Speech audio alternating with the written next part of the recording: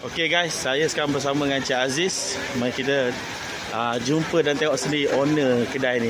Okey, Assalamualaikum Cik Aziz. Waalaikumsalam. Assalamualaikum warahmatullahi wabarakatuh. Saya bersama Muaz. Sekarang saya berada di Arasu, restoran terapung. Di mana alamatnya tu Cik Aziz? Alamatnya di berdekatan dengan dalam kawasan Manjoy. Saya tak dapat alamat yang penuh, tapi kalau di Google kan kita Google kan Arasu restoran terapung. Ada detail Ada detail, semua ada detail. Okey, sekarang hari ni hujan, tapi makin hujan makin ramai orang. Sebab apa? Sebab trademark makanan kat sini berbagai-bagai. Daripada store yang kita ada 9, kita ada mi go, kita ada mi kari, kita ada bread, kita ada nasi ayam penyet, kita ada kuih tiaw, kita ada makanan Pantai Timur pun ada. Semua Pantai Timur, nasi kerabu pun ada, nasi kerabu ada, kita ada sate. Sate dia kedebak besar. Ya, betul, tapi guys.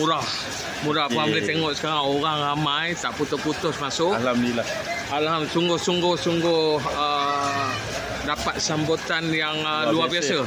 Tanya, maaf saya mencelajah je. Nak tanya kawasan parking ni okey sini? Kawasan parking alhamdulillah kami sedaya mungkin kami kawal keadaan walaupun hujan kami cuba sedaya yang boleh. InsyaAllah guys. Okay, korang jangan risau, tidak mengecewakan tau. Kepada geng-geng kaki ride, korang jangan lupa datang Pulau Perak.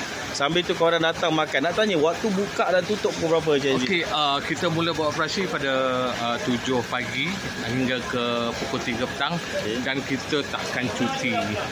Alhamdulillah. 24 jam running. Okey, jadi itu dia guys.